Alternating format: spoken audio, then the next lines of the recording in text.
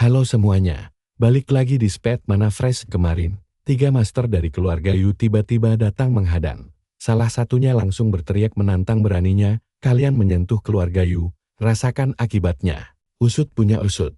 Mereka ini master hebat keluarga Yu yang sudah mencapai tahap ke-7 pemurnian Ki sombong si Bolek. Tapi sekali tebas langsung tumbang dan terkapar berjejer. Penonton langsung melongo tidak percaya. Kalau begini terus, bisa-bisa seluruh keluarga Yu habis dibabat satu-satu. Malah ada yang tertawa sambil bercanda, sepertinya Swan Chang'en tidak akan pulang sebelum membantai mereka semua sampai puas. Nah, siap-siap ini dia puncak kekacauan yang kita tunggu-tunggu. Tiba-tiba seseorang berteriak histeris, menanyakan siapa yang berani menghabisi anak, cucu, dan 3 generasi keluarganya secara kejam. Sosok itu adalah Yin, leluhur agung keluarga Yu. Kekuatannya sudah di tahap ke-9 pemurnian Ki, puncak tertinggi.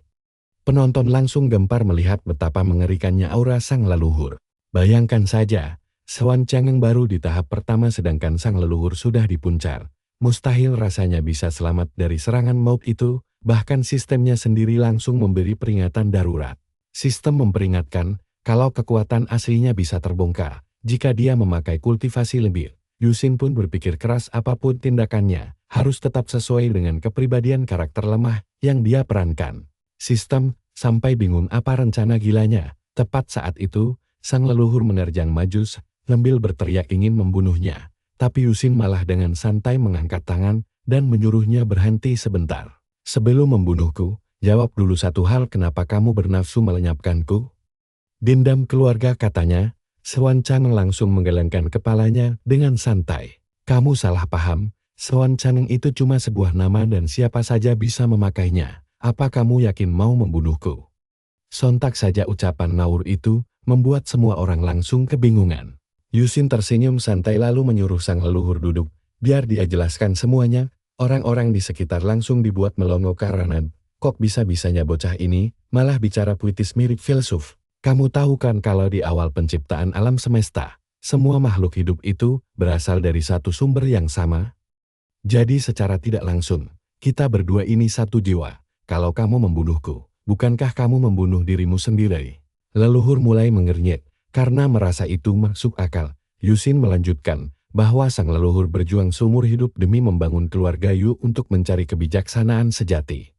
Nah, karena kita adalah orang yang sama, bukankah itu berarti keluarga Yu sudah berhasil mendapatkan kebijaksanaan itu? Sang leluhur mengangguk pelan setuju, meski mendadak kepalanya mulai terasa pusing 7 keliling. Padahal nalurinya masih saja berteriak ingin membunuhnya. Yusin tersenyum lebar dan berkata kalau pusing itu tandanya ilmu sedang masuk ke otak, karena sudah tercerahkan. Coba gunakan pikiran jenius itu sekarang. Jadi, siapa yang harus kamu habisi? Sang leluhur berpikir sejenak lalu tersadar bahwa jika mereka adalah jiwa yang sama, maka orang yang harus dia bunuh adalah dirinya sendiri. Yusin mengangguk puas memuji jawaban cerdas itu. Sedetik kemudian, sang leluhur langsung mengakhiri hidupnya sendiri. Sontak saja semua orang di sana langsung melongo kaku melihat aksi konyol ini. Sambil mengembuskan napas terakhirnya, sang leluhur tersenyum berterima kasih karena Swan Chang'en sudah memberi pencerahan bagi keluarganya. Penonton yang melihat kejadian gila itu langsung merinding ketakutan setengah mati melihat kesaktian omongan sang pemuda. Dia benar-benar membuat musuh terkuatnya bunuh diri, hanya bermodalkan modal bacot saja. Bahkan dia sampai melongo tak percaya. Detik itu juga, sistem langsung berbunyi menyatakan misi telah sukses diselesaikan dengan sempurna. Hadiahnya adalah kartu penyimpanan mini sebesar 1 cm kubik untuk menyimpan barang berharga miliknya di dunia nyata. Meski kapasitasnya masih sangat kecil dan terbatas, Yusin langsung tersenyum puas melihat fungsi kartu ajaib itu.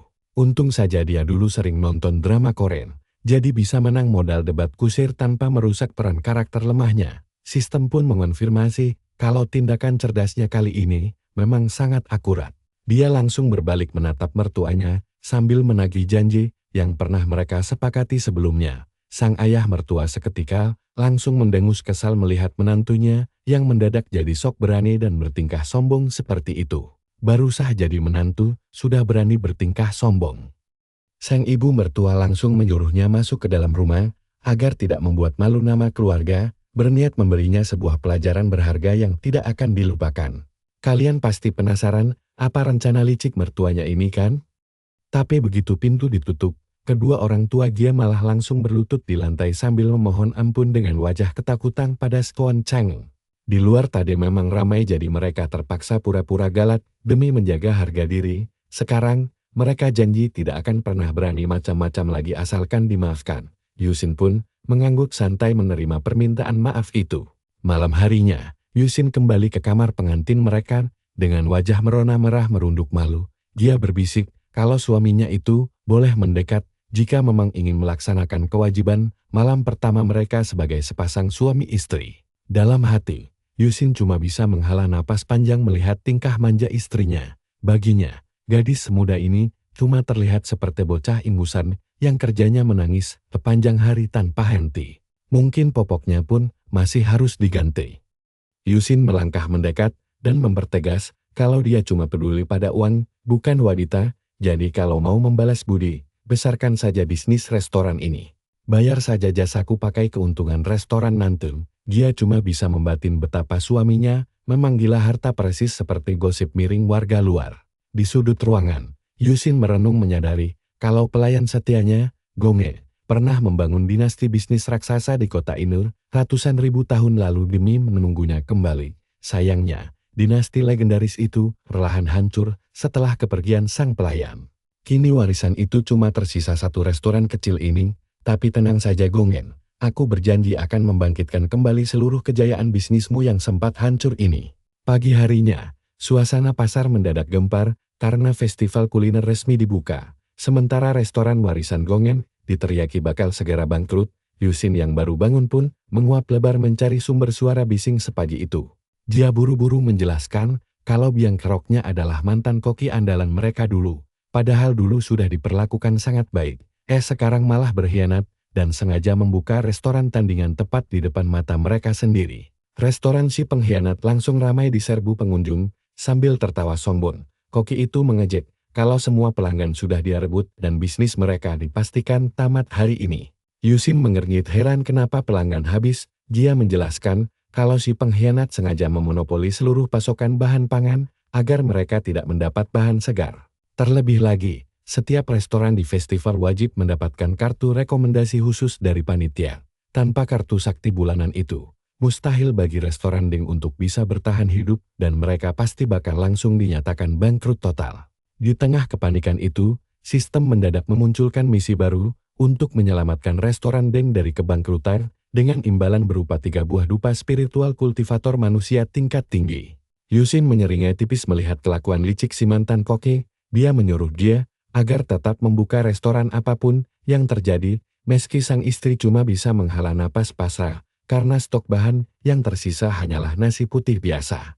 Masak saja nasinya lalu serahkan padaku, ucap Yusin sembari bersiap mengaktifkan kartu ajaib miliknya. Tepat saat itu, inspektur kuliner paling ditakuti di kota tiba-tiba datang berkunjung ke sana. Namanya Fatty nomor 1, kritikus makanan nomor 1 yang sangat disegani. Begitu melihat restoran itu cuma menyajikan nasi putih hambar, dia langsung meledak marah karena merasa industri kuliner mereka sedang dihina. Tindakan konyol itu dianggap menodai festival makanan, membuat wajah orang tua Gia pucat pasi ketakutan. Maklum saja, pria gendut itu adalah kepala inspektur pemerintah yang punya kekuasaan penuh untuk menutup paksa restoran mereka. Dengan santai, Yusin malah menyuruh si gendut Fatty nomor 1 tenang dan mencicipi satu suap nasi buatannya tanpa perlu marah-marah dulu. Si gendut langsung mendengus kesal dan berteriak ogah memakan makanan murahan itu. Tapi tanpa basa-basi, Yusin langsung menjejalkan sesendok penuh nasi putih hangat itu paksa ke dalam mulut si inspektur cerewet. Orang tua dia langsung histeris melihat kenekatan menantu mereka yang berani menyuapi paksa kepala inspektur pemerintah secara kasar. Mereka sudah pasrah dan yakin restoran mereka bakal tamat hari ini juga karena ulasan buruk. Tapi anehnya, wajah si gendut malah memerah karena aroma nasi itu luar biasa wangi. Tiba-tiba, aliran energi spiritual langsung meledak hebat dari tubuhnya karena kelezatan nasi sakti yang tiada duanya ini. Was, aku bahkan bisa naik tingkat cuma karena makan nasi ini.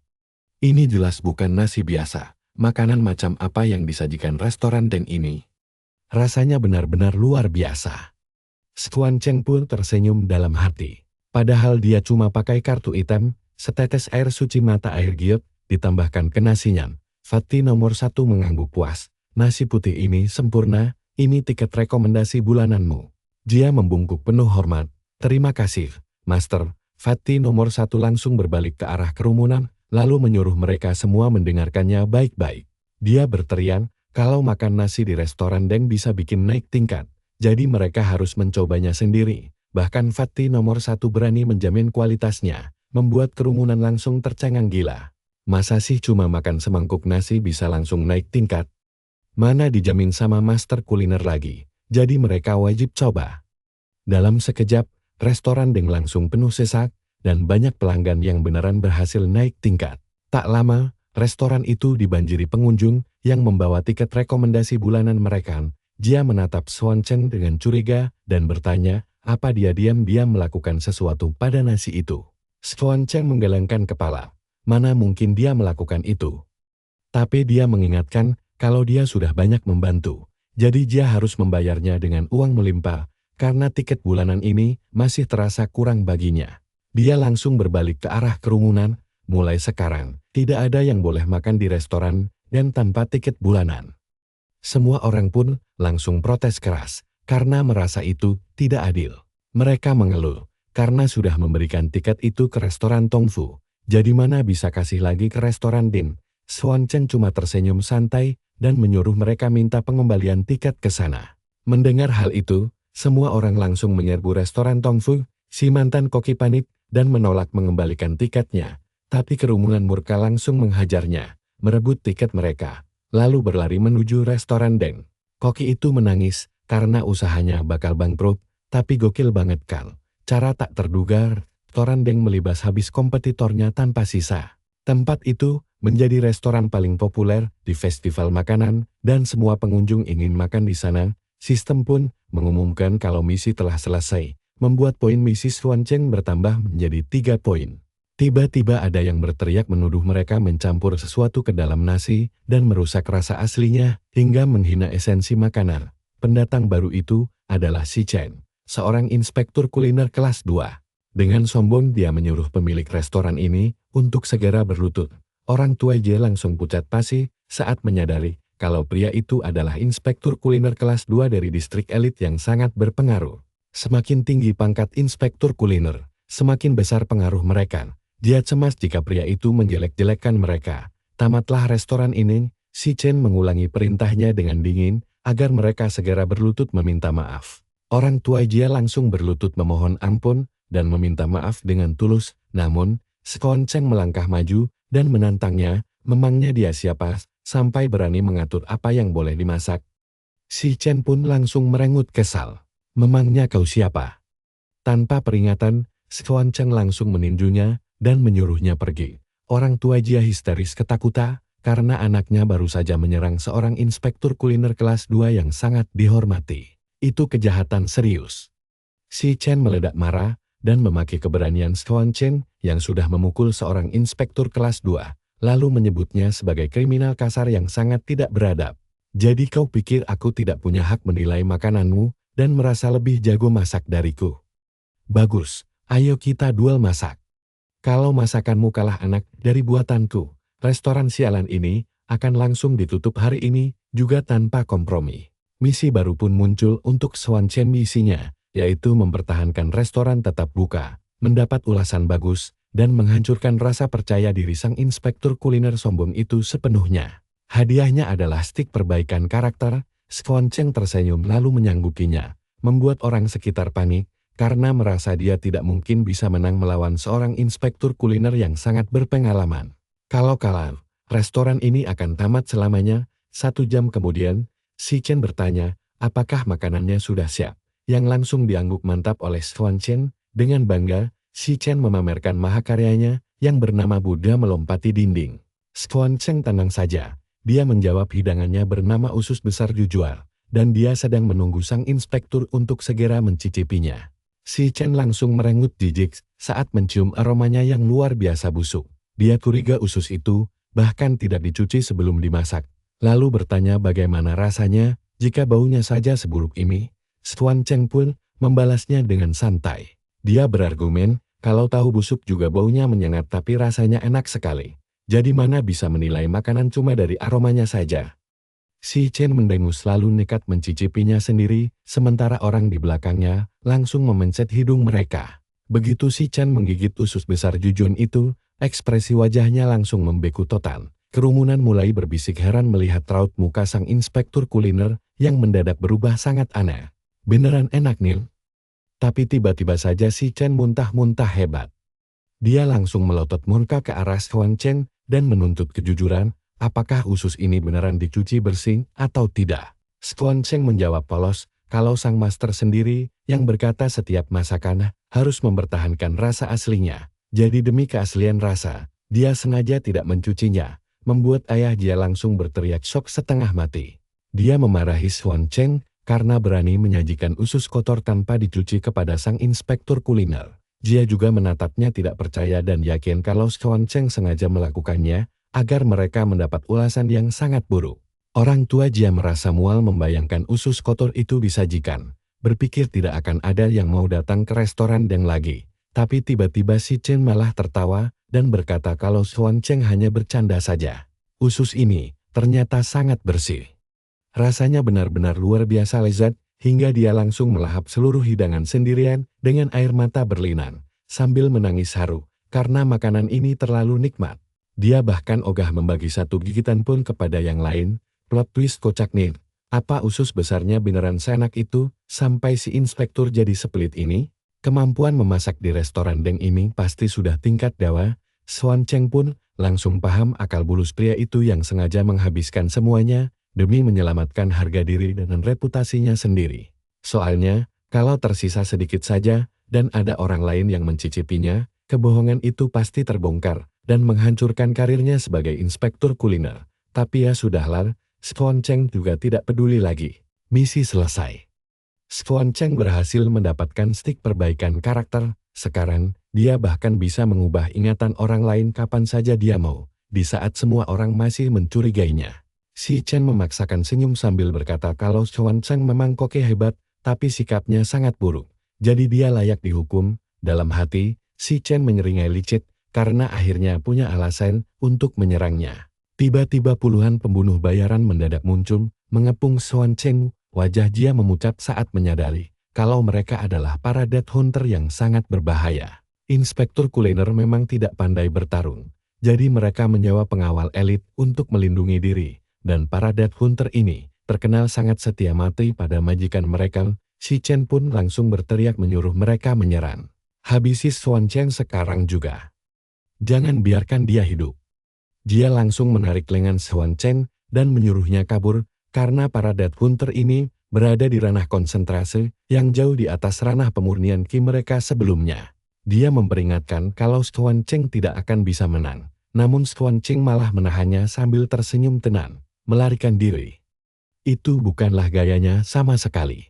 Sambil berkata begitu, dia mengangkat tangan dia ke arah langit. Tiba-tiba saja, dua tangan raksasa dari energi spiritual murni turun dari langit membuat si Chen dan para death hunter melongo ketakutan melihat fenomena gila itu. Itu adalah kekuatan surga dan bumi yang hanya bisa dikeluarkan oleh kultivator ranah kaisar.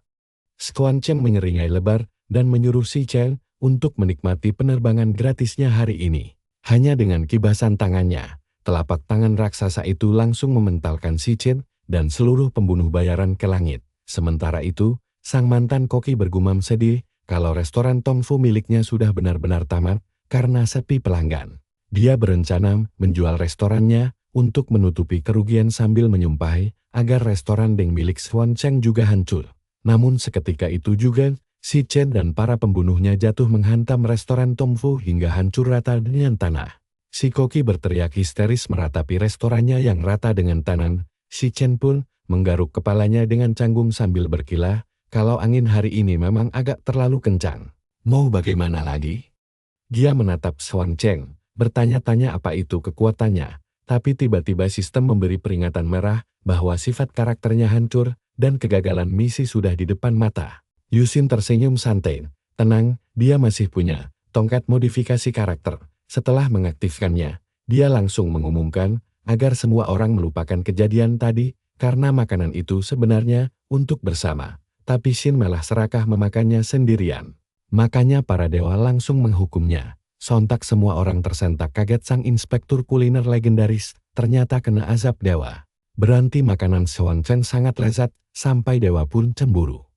Yan langsung berbalik kegirangan, dan memberitahu Gia, kalau restoran mereka mendadak viral, meski Gia sendiri menatapnya, dengan sangat curiga. Swan Chen, kamu yakin itu yang terjadi?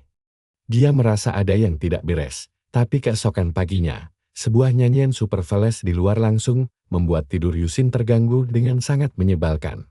Siapa sih yang bikin ribut sepagi ini? Dia langsung melangkah keluar dan bertanya pada Gia, kenapa malah sibuk di sini bukannya mengurus restoran mereka yang sedang ramai. Ternyata klan Hu, keluarga penguasa di distrik Jian, sedang mencari lagu terbaik untuk ulang tahun tuan besar mereka. Hadiahnya sangat luar biasa sampai satu kota ikut bersaing, membuat Gia harus berjuang keras mengubah musik terbaiknya. Gia menghela napas lalu mulai bernyanyi dengan gugup di kepalanya. Dia merasa suaranya mirip superstar dunia.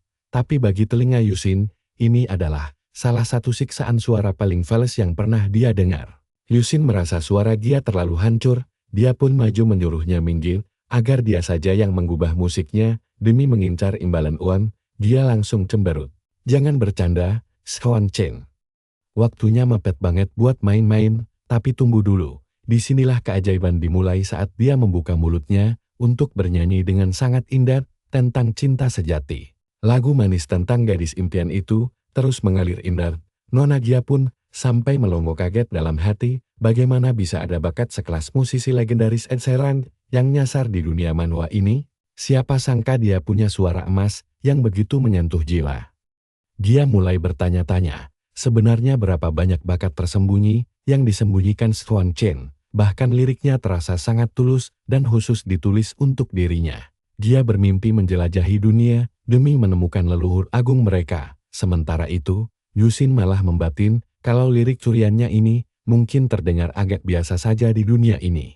Makanya, dia cuma meminjam karya Ed Sheeran. Begitu lagunya selesai, Yusin pun buru-buru meminta maaf dengan sopan kalau nyanyiannya barusan dianggap kurang memuaskan bagi mereka. Tapi siapa sangka, ketiga pendengarnya malah menangis haru karena lagunya terlampau indah. Pujian luar biasa langsung mengalir deras membuat Yusin sendiri sampai terkejut lalu tersenyum sangat puas. Dia sangat yakin lagu ini bakal menang besar di perayaan ulang tahun nanti. Yusin cuma mengangkat bahu santai asalkan bisa mempromosikan restoran mereka, membuat dia diam-diam tersipu karena telah salah menilai cowok itu. Ternyata dia tidak seburuk dugaan Gia. Sesaat kemudian, Yusin bingung saat diajak ke pasar spiritual dan Gia menjelaskan mereka harus membeli monster jinak. Sebagai kawasan elit distrik Jian, pasar ini dipenuhi berbagai monster spiritual langka. Gia menambahkan, kalau di pesta ulang tahun nanti, selain festival musik, akan ada juga kompetisi penjinak monster yang sangat bergengsi. Mereka butuh monster tanggung, agar klan Gongsun meraih hadiah besar. Dia pun mendekati sang penjual untuk menawar monster dengan harga lumayan miring.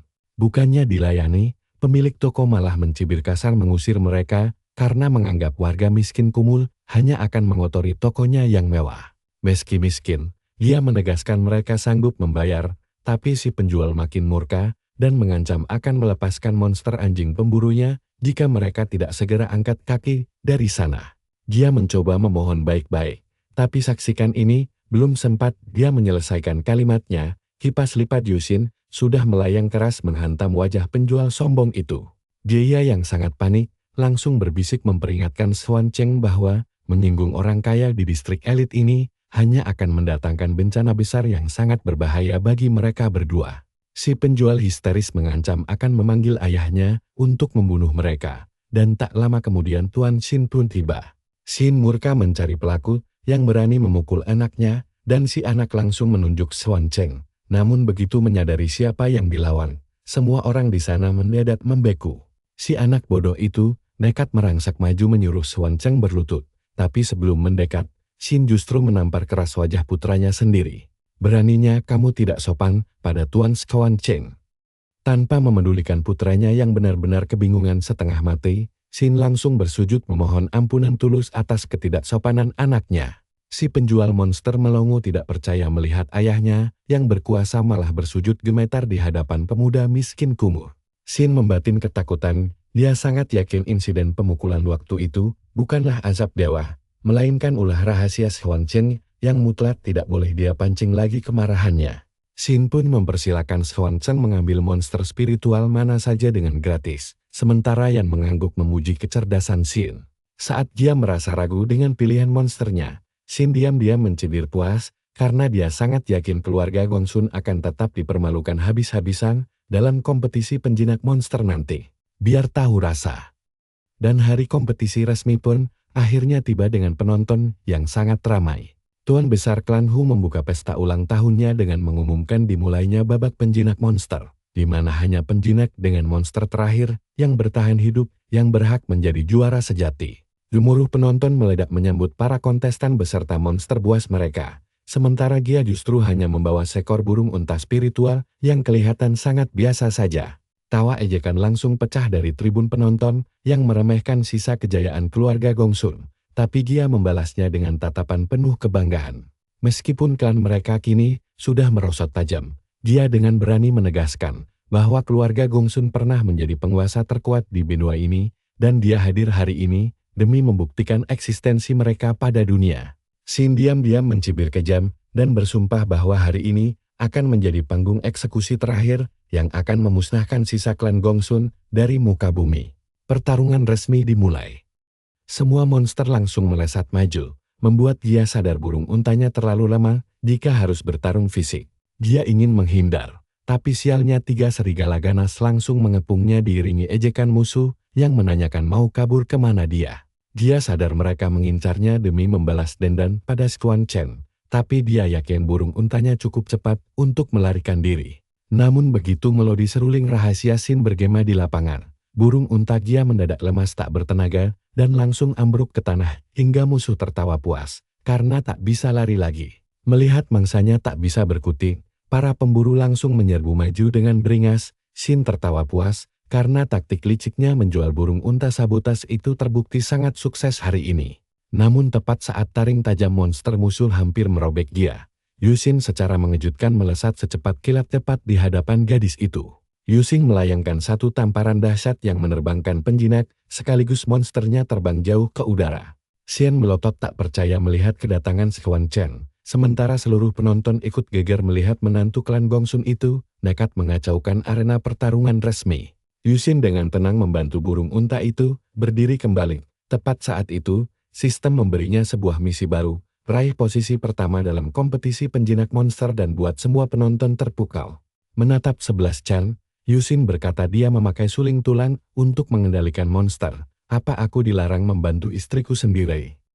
Tuan Hu mengangguk setuju, tentu saja boleh.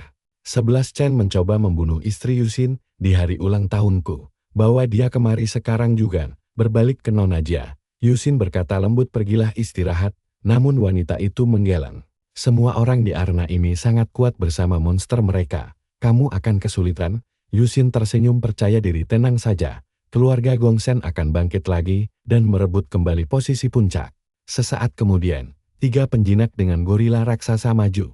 Keluarga kami melarang kami menyerangmu sebelumnya, tapi sekarang di dalam arena, kami tidak akan membiarkanmu keluar hidup-hidup. 3 orang ini adalah leluhur terkuat keluarga Yu di puncak kultivasi. 11 Chen membatin sombong, apa kamu pikir mengusirku bisa menyelamatkanmu? Bala bantuan sudah kupanggil, penonton menyadari burung unta Nona Jia belum pulih. Yusin tamat kali ini, habis sudah, Nona Jia pun berdoa dalam hati. Kumohon jangan biarkan terjadi apa-apa padanya. 3 leluhur keluarga Yu menyerang bersama. Kamu mungkin sering mengalahkan anggota kami, tapi kami berada di level berbeda. Penonton menyaksikan dengan takjub, pertarungan ini sungguh luar biasa, ketiga leluhur itu sangat kuat, bahkan Nona Jia tidak bisa menyembunyikan keterkejutannya. Hebat banget, Yusin. Tapi tunggu dulu. Lihat ke atas ada tangan raksasa yang mendadak muncul di langit. Yusin menatap ketiga leluhur siap menyerang. Di luar dugaan, ketiganya berbaris dan langsung menyerah. Kami menyerah. Penonton terbelalak. Yusin menang tanpa mengeluarkan satu monster pun. Apa yang terjadi? Yusin menghela napas. Kenapa harus repot bertarung satu persatu? Jangan buang waktuku. Dia menunjuk kerumunan. Aku ingin kalian semua menyerangku sekaligus. Semua orang murka. Pria ini sombong sekali. Keluargamu itu kecil sekali. Mengalahkan keluarga Yu bukan berarti kamu bisa mengalahkan kami juga. 11 Chen tersenyum lebar. Jumlah musuh terlalu banyak. Yusin pasti mati hari ini. Yan tertawa. Lalu kenapa? Kalau kalian punya lebih banyak anjing, apa kalian pikir itu jaminan menang? Dia menjentikkan jari. Lalu pasukan monster iblis raksasa muncul. Kepanikan melanda. Apa yang dilakukan iblis-iblis ini? Setiap monster sangat kuat. Yan membungkuk. Hormat Tuan, apa perintah Anda? Sambil menguap, Yusin berkata permainan ini membosankan. Bersenang-senanglah. Yan menyeringai. Ini kesempatan emas klan kami untuk menyumbang kemenangan bagi Tuan kami. Apapun musuh yang datang, kami akan hancurkan mereka semua. Pasukan iblis menyerbu, membantai setiap monster dengan mudah. Penonton dibuat bungkam tanpa kata. Mengapa ada begitu banyak monster tingkat Raja Iblis? Nona Jia menatap Yusin. Bagaimana kamu bisa mengendalikan begitu banyak Raja Iblis? Saat itu, sistem memperingatkannya. Karena memanggil Iblis Agung, identitasmu terbongkar dan misi penyamaran terancam gagal. Yusin tersenyum tenang. Aku sudah tahu itu. Dia menyuruh semuanya pergi, lalu mengeluarkan tongkat perbaikan karakter. Bakal aman saja. Cahaya terang memancar dari tongkat itu. Yusin berseru semuanya. Lupakan kemunculan klan iblis. Ingat saja bahwa aku hanya menghasut kalian semua untuk saling bertarung. Tongkat itu langsung mengubah ingatan semua orang. Seluruh penonton pun dibuat linglung. Jadi begitu rupanya kejadiannya. Dengan licik, Yusin menipu semua orang dan membuat mereka saling membantai. Sistem mengumumkan misi masih berjalan. Yusin mengangguk sistem ini patuh pada setelan karakter. Tiba-tiba monster raksasa mendarat di arena. Seorang pria maju dan meremehkan Yusin. Kamu hanya pecundang kelas teri. Kamu bisa meraih peringkat kedua hanya karena modal omong kosong belaka. Kehadiranmu adalah penghinaan bagi kompetisi ini. Namaku King. Yusin menjawab acuh tak acuh. Aku tidak peduli bualanmu mau menyerang atau ingin kubunuh bersama Raja Kadalmu itu. Penonton langsung heboh. Itu King sang Raja Monster yang selalu menang setiap tahun. King tak terkalahkan. Yusin pantas mati. Bunuh dia sekarang juga. Bunuh dia. Yusin tersenyum tanpa takut. Jika kamu sekuat itu, kemari dan habisi aku. Nona Jia berteriak panik. Yusin menyerah. Nyawamu lebih penting. King tertawa dingin. Kamu sudah memilih mati. Bahkan dewa sekalipun takkan bisa menyelamatkanmu hari ini. Yusin menatapnya dengan jijik. Kamu hanya seekor serangga kecil. Kau pikir bisa mengalahkanku? Dia mengaktifkan kekuatan dan mengevolusi burung untanya. Pilar cahaya menyilaukan meledak, memaksa semua orang menutup mata mereka. Saat cahaya memudar, burung pipit iblis ungu yang agung berdiri gagah di arena. Begitu burung itu muncul, Raja Kadal gemetar ketakutan. Kerumunan pun panik seketika. Kalian lihat sendiri kan? Itu burung pipit iblis ungu. Monster terkuat di dunia, tak ada yang bisa melawannya. Dalam sekejap, monster itu melahap King bulat-bulat. Setelah memakannya, ia melepaskan gelombang energi iblis yang dahsyat. 11 Chen dan semua orang tercengang. Monster itu melahap sang raja dengan sangat mudah. Dengan tenang, Yusin memerintahkan burung pipit iblis ungu kembali menjadi burung unta. Burung raksasa itu langsung menyusut ke wujud kecilnya. Nona Jia benar-benar bingung apa yang terjadi. Burung unta berubah jadi iblis ungu, lalu kembali biasa hanya karena perintah Yusin. 11 Chen berteriak terburu-buru. Yusin, kembalikan burungku sekarang juga. Toko kami salah menjual burung unta itu kepadamu. Itu sebenarnya pusaka paling berharga di toko kami. Dia mengepalkan tangan. Frustrasi bajingan itu pamer dengan barang tak ternilai. Biar bagaimanapun, aku akan merebutnya kembali. Yusin mengabaikannya lalu berbalik ke Tuan Hu. Tuan Hu, hari ini ulang tahunmu. Sayangnya keluarga Gongsen tidak menyiapkan hadiah istimewa. Jadi, aku ingin mempersembahkan burung unta cepat ini sebagai kado. Mendengar itu, 11 Chen hampir muntah darah.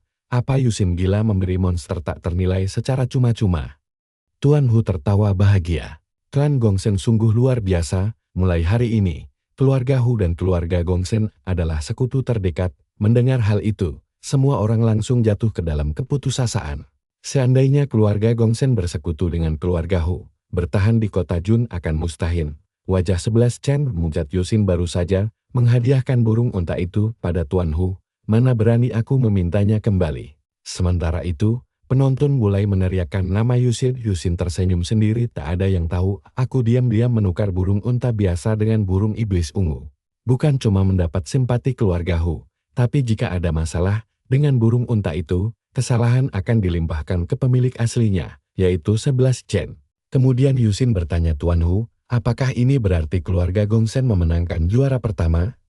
Tuan Hu mengangguk, benar sekali, berkat kalian, kompetisi ini jauh lebih mendebarkan dari sebelumnya. Kelayakan itu mutlak, penonton bersorak, hiduplah Raja Monster yang baru. Tidak ada Raja Monster yang lebih hebat. Yusin tersenyum pada Nona Jia. Klan Gongsen kita akhirnya bangkit. Nona Jia menatapnya penuh terima kasih.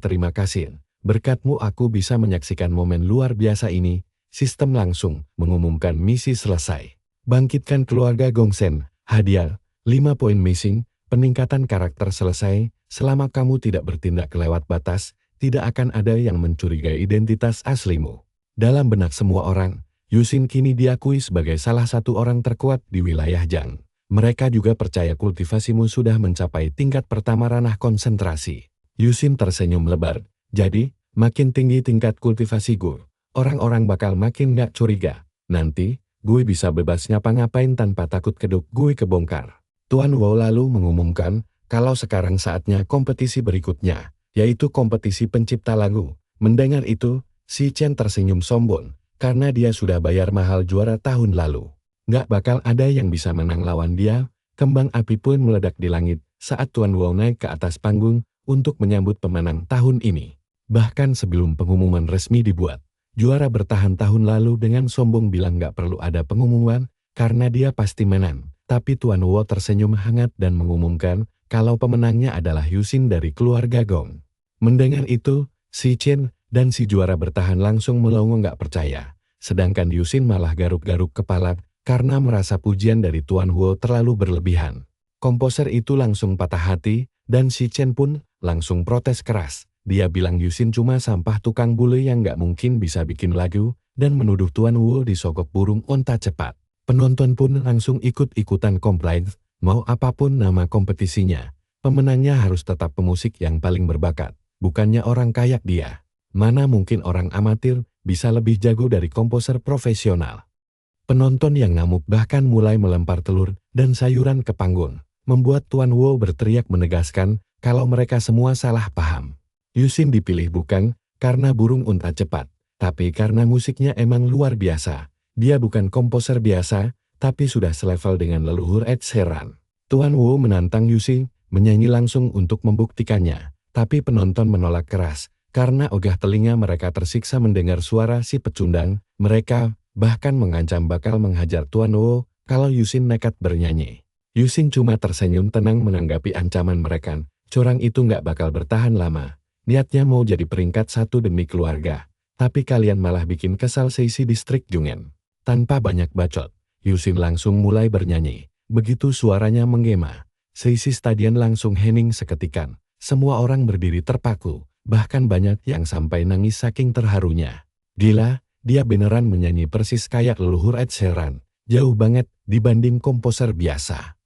Bahkan si Chen pun sampai melongo kagum mendengar keindahan musiknya. Mendengar suaranya berasa kayak jiwa kita dibebaskan dari beban hidup. Begitu lagu selesai, Yusin tersenyum menanyakan pendapat mereka. Namun seisi stadion hening, membuat Nona Jia celingukan kebingungan.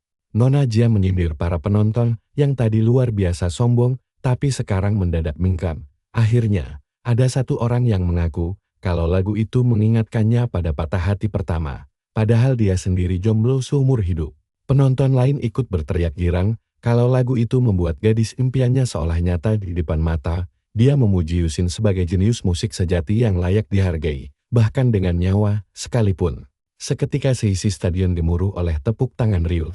Mereka sepakat Yusin pantas dapat peringkat pertama. Sementara Yusin sendiri tersenyum tulus berterima kasih atas dukungan semua orang.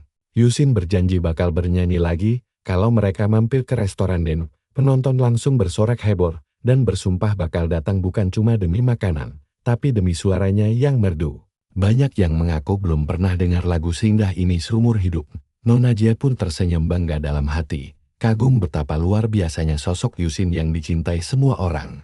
Tapi di tengah kegembiraan itu, Si Chen maju ke depan dan memprovokasi semua orang dengan menuduh Yusin mencuri lagu itu dari orang lain. Dia bahkan mendesak Tuan Wu untuk segera menyelidikinya. Sesuai aturan ketat di kota ini, siapapun yang ketahuan menjiplak lagu orang lain, bakal langsung diusir selamanya. Mendengar itu, penonton langsung termakan hasutan dan mulai menaruh curiga pada Yusin. Nona Jia panik dan bingung kenapa suaminya terancam diusir dari kota. Tuan Wu pun mengangguk serius membenarkan aturan tersebut, lalu meminta Yusin segera menjelaskan kebenarannya di depan semua orang. Tuan Wu berjanji akan meluruskan masalah kalau ini cuma salah paham, tapi Yusin tetap santai dan menganggap keraguan orang lain bukan urusannya. Yusin menantang balik dengan menawarkan diri membuat lagu baru secara spontan di tempat. Si Chen langsung menyeringai senang, mengancam jika lagu barunya jelek, dia akan dicap sebagai penipu dan langsung diusir hari itu juga. Yusin tersenyum santai lalu mulai membawakan lagu barunya. Kalian pasti nggak asing sama lagu ini, lirik emosional tentang kerinduan mendalam pada sahabat lama yang langsung menyentuh hati siapa saja. Lirik demi lirik mengalir dengan sangat indah menceritakan perjuangan dan perjalanan panjang persahabatan mereka yang begitu emosional. Begitu bait terakhir selesai dinyanyikan, seisi ruangan langsung terdiam terpaku karena saking takjubnya. Bahkan musuh bebuyutannya, si Chen, terpaksa mengakui dalam hati kalau lagu ciptaan Yusin ini benar-benar luar biasa indah. Mendengarnya membuat dia merasa seolah gadis impian yang dinanti sekian lama akhirnya mendadak muncul di hadapannya. Satu persatu para peragul langsung menundukkan kepala. Mereka meminta maaf karena telah salah menilai dan mengaku kalau bakat musik Yusin memang nyata. Yusin tersenyum lembut dan mendedikasikan lagu ini khusus untuk istrinya. Hal itu langsung membuat hati Nona Jia meleleh bahagia. Sementara Tuan Wu tertawa bangga melihat kemesraan mereka. Tuan Wu memuji Yusin yang berbakat di bidang bela diri sekaligus seni. Dia mengundang Yusin tampil di jamuan makan 3 hari lagi bersama para penjaga kota yang langsung disetujui Yusin. Yusin merasa sangat terhormat. Sementara itu, penonton mulai berbisik-bisik curiga, apakah kedatangan penjaga kota berarti keluarga Gong punya rencana besar untuk memperluas pengaruh mereka di distrik Jung'an. Saat itu juga, sistem memberitahu kalau Yusin sukses menggelar perayaan Tuan Wu. Reputasi keluarga Gong meningkat drastis, dan Yusin mendapatkan hadiah berupa 5 poin misi. Sistem memberi kemampuan unik berupa penggunaan tanpa batas untuk barang non-energi spiritual. Tapi Yusin malah cemberut bingung karena menganggap barang-barang tanpa energi spiritual itu sebenarnya nggak berguna. Sistem langsung mengingatkan agar jangan meremehkan barang itu. Sama seperti dirinya yang serba bisa tanpa energi spiritual. Kisah pun berlanjut menjelaskan pembagian kota Tianu menjadi 3 bagian, yaitu distrik atas, tengah, dan bawah. Yusin tinggal di distrik bawah, yang merupakan area termiskin di Tianu. Makin tinggi areanya, makin kaya dan berpengaruh pula status sosial penduduk di sana. 3 hari kemudian, Yusin dan Nona Jia tiba di kediaman keluarga Wong tempat pesta mewah diadakan. Nona Jia merasa gugup karena ini pesta pertamanya. Tapi Yusin menenangkan dengan memujinya terlihat sangat cantik malam itu. Tapi tiba-tiba jalan mereka diadang oleh seorang penjaga sombong bernama Guanqi. Dengan ketus dia mensembuh mereka berdua bau miskin dan melarang mereka masuk ke kediaman keluarga Wong. Nona Jia mencoba menjelaskan dengan sopan kalau mereka tamu undangan Tuan Wu dari keluarga Gong di distrik Jiangcheng, tapi Guanqi malah menertawakan asal daerah mereka yang tergolong distrik bawah. Guanqi dengan kurang ajar menyodorkan semangkuk air kotor dan menyuruh mereka meminumnya sebagai syarat masuk. Dia mengejek kalau orang miskin dari distrik bawah pasti terbiasa minum air kotor seperti itu setiap hari. Penjaga lain ikut tertawa terbahak-bahak. Nona Jia yang merasa tidak disambut baik, akhirnya menghela napas dan mengajak Yusin pulang saja. Tapi Yusin justru maju dan langsung mencengkeram leher Guanqi dengan dingin. Menyebutnya cuma anjing penjaga keluarga Wong yang gak berhak menggonggong padanya. Yusin langsung menenggelamkan wajah Guanqi ke air kotor itu. Penjaga lain langsung gemetaran ketakutan melihat aksi nekat itu. Di saat yang sama Tuan Wu keluar untuk melerai. Namun Guanqi dengan cepat mengadu kalau perwakilan Jiangcheng ini pembuat onar. Guanqi merasa benar karena melarang sampah distrik bawah masuk, tapi plak. Tuan Wu malah menampar keras pipi Guanqi karena berani menghina kehormatan orang-orang dari distrik Jiangcheng. Tuan Wu mengingatkan kalau dia sendiri juga berasal dari distrik Jiangcheng. Setelah memarahi Guanqi, Tuan Wu langsung berbalik menyambut hangat kedatangan sahabatnya, Yusin. Guanci melongo-sok melihat Tuan Huo malah melindungi anak ingusan itu dan menuntunnya masuk secara terhormat. Guanci cuma bisa menatap punggung Yusin dengan dendam yang membara. Beruntung kali ini ada Tuan Huo yang menyelamatkanmu. Tapi besok-besok jangan harap bisa lolos. Adegan lalu berpindah ke ruang perjamuan. Seorang pemuda baru saja selesai main piano dengan sombongnya lalu bertanya, "Bagaimana menurut kalian penampilanku tadi?" Semua orang bertepuk tangan riuh. "Tuan Muda Wong, permainan pianomu luar biasa sekali." Tuan Muda Wong tersenyum pura-pura rendah hati dan bilang mereka semua hanya memujinya berlebihan. Dia mengaku dengar kabar kalau Tuan Huo mengundang seseorang berbakat musik hari ini. Pemuda sombong ini adalah Wong Che, putra kedua keluarga Wong. Tuan Huo lalu memperkenalkan Xuan Cheng. "Tuan Muda Wong, ini temanku Xuan Cheng." Tuan Huo lalu menyuruh Xuan Cheng untuk maju dan menunjukkan bakatnya. Tuan Muda Wong langsung cemberut dan merasa ini konyol, karena dia cuma gembel dari kota bawah. "Mana mungkin gembel begitu bisa menandingi aku?" Tapi begitu jemari Xuan Cheng mulai menari di atas tuts piano, seluruh aula langsung hening seketika. Tuan Muda Wong melotot tidak percaya. Musik jenis apa ini? Batinnya bingung karena belum pernah mendengar nada seindah itu. Para tamu juga ikut terpukau dan merasa permainan Xuan Cheng jauh lebih hebat dibanding si Tuan Muda. Dari melodi sampai liriknya jelas beda kelas. Tuan Muda Wong pun mulai dongkol setengah mati karena semua orang terus-terusan memuji permainan si gembel kota bawah itu. Bagaimana bisa orang asing mencuri semua perhatian dari diriku? Tepat saat itu, Guanci berjalan mendekat dan mengadu kalau dia baru saja dirundung oleh si pemain piano bajingan itu. Tuan Muda Wong mengernyit heran karena mencium bau busuk yang menyengat. Guanci menjawab kalau ini semua gara-gara Xuan Cheng. Dia bahkan sudah membawa-bawa nama si Tuan Muda. Tapi Xuan Cheng sama sekali tidak peduli. Wajah Tuan Muda Wong pun langsung mendung. "Berani sekali dia merebut panggungku, lalu menindas anak buahku," gumamnya kesan sambil tersenyum palsu. Tuan Muda Wong menghampiri Xuan Cheng dan memuji kalau kemampuan pianonya sangat luar biasa. Dia pura-pura ingin meminta bimbingan pribadi di ruang khusus.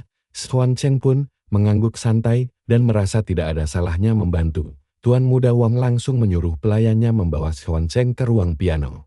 Dia berjanji akan segera menyusun setelah selesai menyapa para tamu undangan. Salah satu pelayan menuntun Xuan Cheng pergi, dan tak lama kemudian mereka berhenti di depan sebuah ruangan misterius. Begitu melangkah masuk, Xuan Cheng langsung disuguhi pemandangan mengerikan berupa puluhan mayat yang tergeletak di lantai. Dia pun nyeletuk, kalau ini sama sekali tidak mirip ruang piano. Pelayan itu langsung mengunci pintu dari luar sambil berteriak, "Mampus kau. Tidak akan ada yang bisa keluar dari sini hidup-hidup." Detik itu juga, sesosok pria misterius muncul dari balik bayangan Fei meremehkan kekuatan Xuan Cheng yang baru mencapai tingkat 1 ranah konsentrasi. Xuan Cheng menatapnya dengan sangat tenang lalu bertanya, siapa dia sebenarnya? Pria itu tersenyum licik dan mengaku sebagai guru dari Tuan Muda Wong yang sangat hobi mengubah manusia menjadi karya seni patung. Hari ini dia berencana menjadikan Xuan Cheng koleksi terbaiknya. Pria mesum seni ini bernama pembuat patung, seorang kultivator tingkat 3 ranah konsentrasi yang jelas jauh lebih kuat dibanding si tokoh utama kita. Di luar ruangan, Tuan Muda Wong tersenyum penuh kemenangan yakin kalau Xuan Cheng pasti sudah tewas mengenaskan. Level kekuatan mereka saja beda jauh, jadi tidak mungkin ada keajaiban yang bisa menyelamatkannya. Tapi tunggu dulu, kalian tahu kan? Kalau logika manhwa tidak pernah sesederhana itu. Mari kita lihat kelanjutannya. Begitu pintu dibuka, Tuan Muda Wong langsung mematung seketika. Bukannya mayat Xuan Cheng, dia malah melihat gurunya sendiri yang terpojok tak berdaya di dinding. Belum sempat bertanya ada apa, sang guru justru langsung menampar wajahnya dengan sangat keras. Tuan Muda Wong memegangi pipinya yang bengkak sambil kebingungan. Namun si pembuat patung malah membentak keras, menyuruhnya segera meminta maaf pada Xuan Cheng atau dia akan ditendang keluar dari sekte saat itu juga.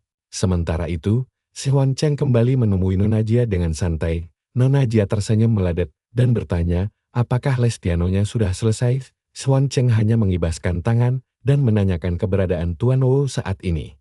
Nona Jia menjawab kalau Tuan Wu sedang pergi rapat penting di gedung parlemen. Mendadak, Tuan Muda Wong kembali masuk aula dengan membawa rombongan besar hingga membuat para tamu berbisik-bisik penuh keheranan. Nona Jia tampak sangat panik dan bertanya ada apa, tapi Xuan Cheng hanya tersenyum, santai menenangkannya. Di sudut lain, si gembel Guanxi tersenyum licik dan mengira tamatlah riwayat si tokoh utama kita. Kali ini, tidak ada yang bisa menyelamatkanmu. Batinnya sombong, tapi tak disangka. Sebuah tendangan keras langsung membuat Guanxi tersungkur. Disusul adegan mengejutkan saat Tuan Muda Wong berlutut pasrah di hadapan Xuan Chen. Maafkan kesalahan hamba yang bodoh ini, mohon si Tuan Muda ketakutan. Semua pengikutnya pun ikut bersujud di lantai hingga membuat Nona Jia melongo heran melihat keajaiban instan di depan matanya ini. Suasana aula mendadak sunyi senyap karena semua orang tidak percaya melihat Tuan Muda terkaya di kota harus bersujud meminta ampun pada seorang pemuda biasa dari kota bawah. Bahkan Guanxi pun sampai ikutan melongo. Kenapa Tuan Muda harus tunduk pada orang miskin begitu? Xuan Cheng hanya tersenyum tipis, lalu berkata kalau dia menghargai ketulusan si Tuan Muda dan bersedia memaafkannya untuk kali ini saja. Tuan Muda Wong buru-buru membungkuk legan. Nona Jia yang penasaran langsung berbisik menanyakan apa yang terjadi. Tapi Xuan Cheng hanya menjawab santai kalau semuanya baik-baik saja. Lagi pula Tuan Muda Wong ini sebenarnya orang yang sangat penurut kok. Si Tuan Muda kemudian menyampaikan pesan kalau Tuan Wu mengundang Xuan Cheng ke halaman dalam untuk membicarakan hal penting. Aku pergi sebentar ya. Pamit Xuan Cheng. Nona Jia hanya mengangguk sambil mengingatkan agar dia tidak membuat kekacauan lagi di dalam. Patriark Wong sedang berdiskusi serius mengenai situasi genting.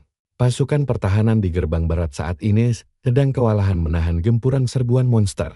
Pertempuran di luar tembok kota juga dilaporkan semakin kacau dan sulit untuk dikendalikan lagi. Salah satu saudagar senjata pun heran karena merasa pasokan senjata mereka sangat melimpah. Namun Patriark Wong mendesah kecewa karena kualitas senjata mereka ternyata masih belum sanggup membendung amukan para monster. Xuan Cheng tiba-tiba menyela pembicaraan dan menawari bantuan senjata dari keluarga Gongen yang dia jamin bisa menyapu bersih gerombolan monster itu. Sontak, salah satu produsen senjata langsung tertawa terbahak-bahak. Dari mana bocah ingusan ini berasal Fei berani-beraninya membuat di sini?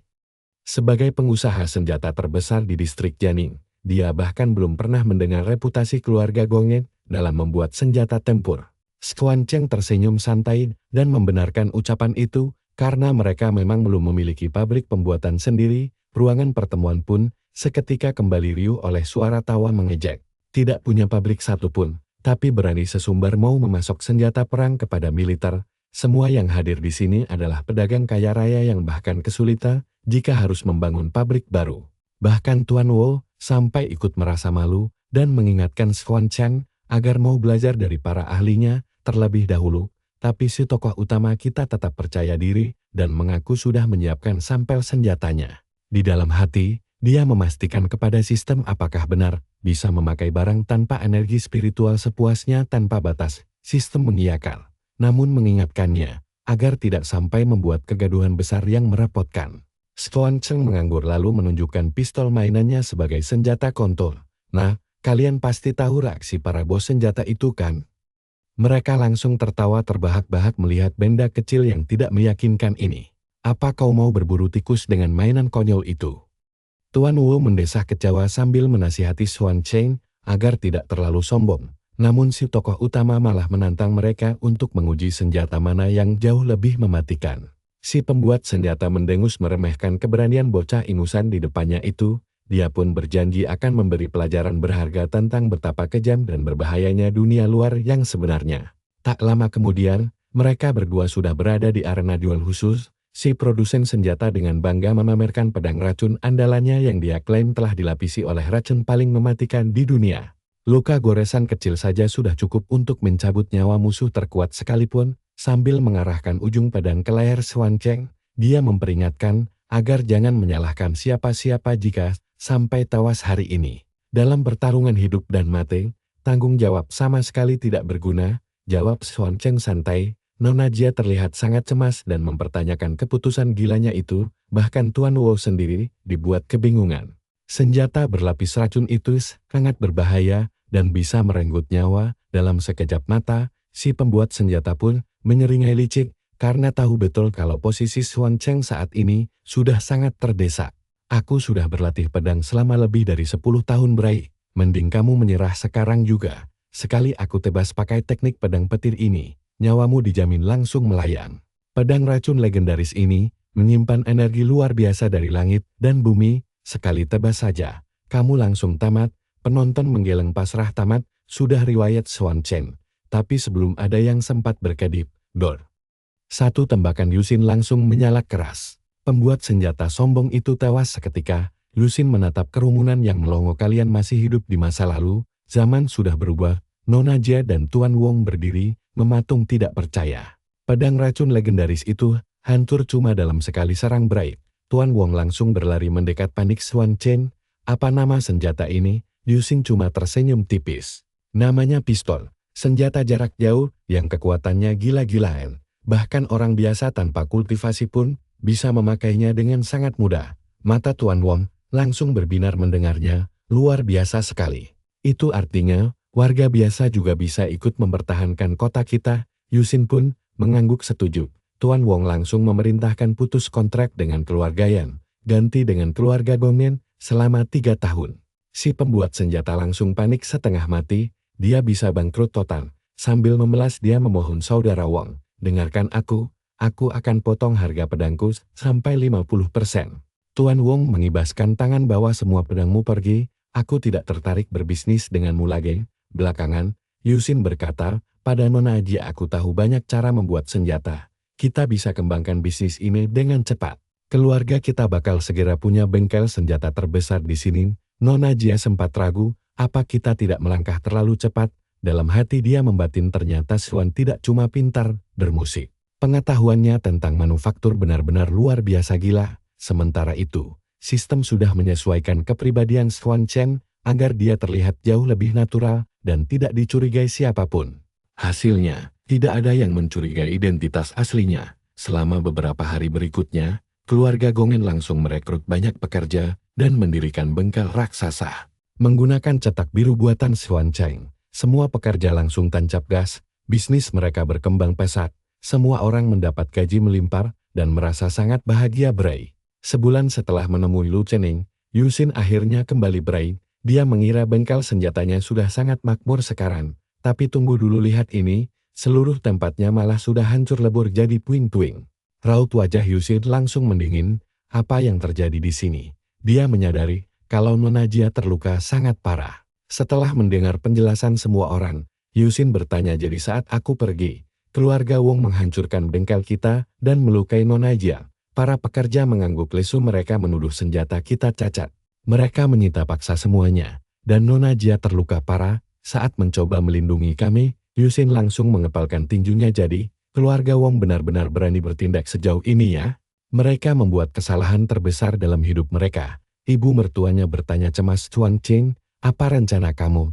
Dia menjawab dingin, aku sudah tahu semua yang perlu ku ketahui. Sekarang, semua orang yang terlibat harus mati. Ayah mertuanya Suk, apa kamu mau menyerang keluarga Wong? Ibu mertuanya pun langsung menolak keras. Keluarga Wong jauh lebih kuat dari keluarga Gongmen. Kita tidak bisa melawan. Tapi ayah mertuanya tiba-tiba memotong, cukup, biarkan dia pergi. Ibu mertuanya menatap tidak percaya, apa katamu tadi?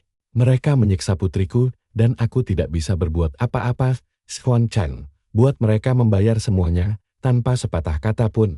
Yusin langsung pergi menuju kediaman keluarga Wong. Guanxi pun mengejeknya. Xuan Chen, sedang apa kamu di sini? Kamu cuma sampah dari kota bawah, tidak tahu apa yang terjadi pada istrimu. Belum sempat dia menyelesaikan kalimatnya, Yusin melayangkan pukulan keras, sampai dia terpental jauh. Siapapun yang menghancurkan bengkel senjataku, keluar sekarang juga, aku tidak akan membiarkan kalian hidup hari ini. Seorang pria berambut putih pun perlahan melangkah maju menemuinya. Aku yang menghajar istrimu, dan sekarang kamu datang hanya untuk merasakan hal yang sama. Ayah angkatku adalah Tuan Jun, dan kamu sudah mencuri bisnis senjatanya. Kamu pikir aku akan diam saja? Aku sengaja membuat alasan palsu untuk memfitnah bengkelmu, lalu menghancurkan semuanya. Dia adalah Wong Lang, putra sulung keluarga Wong. Wong Lang langsung menyeringai, tenang saja. Hari ini aku akan menghajarmu, sampai istrimu sendiri bakal meninggalkanmu. Yusin tiba-tiba sudah berada di depannya, lalu meninju wajahnya dengan keras, sepertinya kamulah pelaku utamanya. Sekali hantam, Wong Lang langsung terpental melewati halaman. Dia bangkit berdiri dengan penuh kemarahan. Berani sekali kamu memukulku. Semua orang di sini sudah mencapai tingkat ketiga alam konsentrasi, tidak ada yang bisa menyelamatkanmu hari ini. Dalam sekejap, seluruh petarung keluarga Wong langsung mengepung Yusin.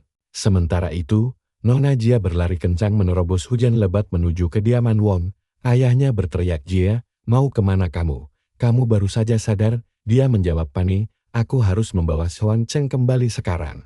Dia pergi sendirian untuk melawan keluarga Wong. Ayah tidak tahu seberapa kuatnya mereka. Mengalahkan keluarga Yu itu perkara mudah. Tapi keluarga Wong sangat berbeda. "Xuan Cheng, kamu tidak boleh mati." Begitu dia membuka gerbang keluarga Wong, dia langsung mematung. Wong Lan dan semua petarung sudah terkapar di tanah. Yusin tersenyum, "Nona Jia, kamu sudah siuman." Dia mengalahkan begitu banyak kultivator tingkat ketiga alam konsentrasi semudah ini. "Xuan Cheng, kamu benar-benar kuat luar biasa." Nona Jia langsung mencengkeram lengannya erat-erat. "Xuan Cheng, kita harus pergi sekarang. Tidak apa-apa meskipun mereka menyakitiku. Tapi kamu hampir membunuh Wong Lang." Begitu petinggi keluarga Wong tahu, mereka akan kehilangan akal sehat. "Keluarga kita, bengkel kita, dan seluruh pekerja kita pasti akan dibantai habis." Ayahnya tertunduk menyesal, "Ini semua salahku, aku yang menyuruhnya balas dendam." Tapi tidak menyangka dia bertindak sejauh ini. Yusin menggelengkan kepalanya. "Tidak, ini adalah tanggung jawabku." Nona Jia berkata pasrah, "Tidak peduli salah siapa lagi sekarang, sudah terlambat untuk meminta maaf. Jika kita melarikan diri sebelum bala bantuan mereka tiba, kita mungkin masih punya kesempatan." "Nah, kalian dengar sendiri kan," Yusin malah bilang kesalahannya cuma satu, tidak membantai habis seluruh keluarga Wong saat itu. Sontak saja, mereka bertiga langsung melongo syok. "Kamu sudah menghajar mereka sampai sekarat, dan masih merasa kurang?" Tiba-tiba, sistem langsung memperingatkannya, "Tuan rumah, kamu berencana memusnahkan satu keluarga penur. Bagi orang kota bawah, itu benar-benar di luar karaktermu. Jika terus dilanjutkan, setelan karaktermu bakal hancur." Yusin berpikir sejenak, "Jadi aku tidak bisa bergerak sendiri ya? Tapi keadaan sudah kacau, tidak ada pilihan lain untuk mundur. Aku tidak punya pilihan lain sekarang." Dia menatap Nona Jia, "Mari pulang. Aku tahu cara menghadapi keluarga Wong." Nona Jia bertanya, "Apa rencanamu?" Yusin menjawab dengan mantap, "Para pekerja kita tidak akan selamat jika kita diam saja. Jadi, hanya ada satu pilihan tersisa bagi kita, yaitu mengobarkan perang habis-habisan melawan keluarga Wong." Mendengar rencana gila Xuan Cheng, mereka bertiga langsung melongo. "Perang habis-habisan melawan keluarga Wong itu tidak mungkin. Kita tidak punya kekuatan sama sekali. Bahkan para pekerja, kita pun bukan kultivator." Yusin tersenyum, "Percaya diri, percaya padaku. Aku urus semuanya." Tak lama, seluruh pekerja berkumpul di rumah Xuan Cheng. Salah satu dari mereka mengeluh, "Keluarga Wong sudah memerintahkan eksekusi kita. Kalau kita semua bakal mati, kenapa memanggil kami ke sini?" Para pekerja mulai berbisik panik. Di antara mereka, Nona Jia pun terlihat sangat khawatir. "Xuan Cheng, mereka semua orang jujur yang cuma bisa bekerja keras. Kurasa mereka tidak mau bertarung." Yusin melangkah maju, "Dengarkan aku. Kita sedang menghadapi penguasa distrik Zhong, yaitu keluarga Wong. Aku tahu kalian semua sudah kehilangan harapan." Para pekerja mengangguk pasrah, mengalahkan mereka itu mustahil. Yusin pun bertanya, "Sampai kapan kita mau hidup begini? Mereka memperlakukan kita layaknya binatang sesuka hati. Katakan padaku, apakah ini yang namanya hidup?" Ucapan tajam itu seketika membungkam seluruh ruangan. "Kita ini manusia, pantas dihormati setara. Jika mereka mau membunuh kita, apa salahnya melawan balik sebelum mati? Xuan Cheng menjamin keselamatan kalian semua. Kalian bisa bertarung tanpa rasa takut. Selama kalian mengikuti rencanaku, tidak akan ada satupun dari kalian yang mati. Hari ini, keluarga Wong akan tahu akibatnya." Jika berani memprovokasi orang biasa, semangat para pekerja pun langsung berkobar hebat. "Kamu benar. Mereka sudah menindas kita terlalu lama dan selalu meremehkan kita. Hari ini, kami akan bertarung di sisimu. Mari kita tunjukkan pada keluarga Wong seberapa kuatnya orang-orang dari kota bawah ini." Xuan tersenyum bangga, "Aku senang melihat keberanian kalian." Dia lalu berbalik ke arah mertuanya, "Ayah mertua, ibu mertua, tolong keluarkan semua senjata terbaik kita sekarang." Sesaat kemudian, mereka menunjukkan gudang senjata berisi senapan mesil, rompi anti peluru, dan peralatan modern lainnya. Para pekerja melotot tidak percaya. Sang ayah mertua hanya tersenyum lebar. "Kami baru saja menyelesaikan ini, dan kami masih punya senjata yang jauh lebih mematikan." Sementara itu, di kediaman keluarga Won, Tuan Wong berkata dingin, aku akui anakku memfitnah Skuan, tapi dia tetap saja cuma kecoak dari kota bawah. Beraninya dia menyerang anakku. Sekarang dia akan tahu akibatnya, jika menantang keluarga besar, habisi seluruh keluarga Gongen. Aku tidak mau ada satupun yang selamat. Semua anak buahnya langsung menjawab siap tuang. Tiba-tiba, Wani berlari panik ke aula dan berteriak, ayah, ada yang tidak beres. Tuan Wong mengernyit heran bertanya apa yang terjadi. Skuan dan orang-orangnya telah menyerang kediaman kita. Sebelum ada yang sempat bereaksi, buar. Ledakan dahsyat mengguncang seluruh kompleks. Pasukan Swan ternyata sudah berhasil menjebol gerbang utama. Dia mengangkat tangannya, lalu memberi perintah serang dan habisi mereka semua. Pasukannya langsung memberondongkan senapan mesin dan melempar bom ke arah barisan keluarga Wong. Tembakan bertubi-tubi itu benar-benar menyudutkan pasukan keluarga Wong. Wajah Wani langsung pucat. Pasep itu kan senjata yang keluarga kita beli dari Swan. Sial, Wan Lang berani mengkhianati kita demi bisnis ayah angkatnya. Sekarang kita cuma punya pedang beracun yang tersisa. Bahkan Tuan Wong pun dibuat shock. Tepat saat itu, salah satu prajurit Swan melemparkan granat ke arah mereka. Orang-orang keluarga Wong menatap benda kecil itu dengan bingung. Apa itu? Sedetik kemudian duar. Ledakan mengerikan melempar mereka semua. Yang selamat berteriak kesakitan menanyakan benda apa itu sebenarnya. Bagaimana benda sekecil itu bisa meledak sahabat ini? Apa itu telur binatang buas mistis? Tuan Wong meraung kesal memangnya kenapa kalau anakku memfitnahmu? Kalian tetaplah sampah kota bawah yang harus menerima takdir.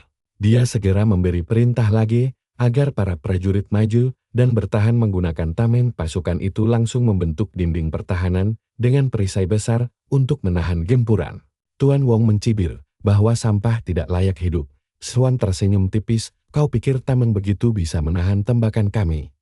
Sedetik kemudian, hujan peluru kaliber tinggi langsung merajai medan perang.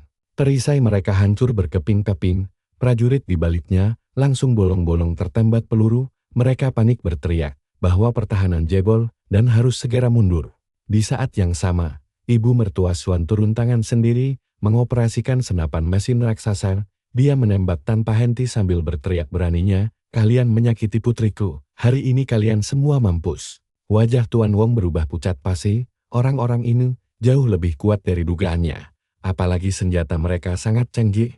Dia langsung berteriak menyuruh anak buahnya memanggil leluhur keluarga Wong. Beberapa saat kemudian, kakek buyut keluarga Wong tiba di medan perang. Semua orang langsung menembakinya. Tapi begitu dia mendarat, gelombang energi dahsyat langsung mementalkan semua orang ke belakang. Bahkan peluru tidak bisa menembus kulitnya sama sekali. Si tua bangka itu tertawa sombong bahwa dia sudah mencapai ranah penempaan tulang tingkat 1.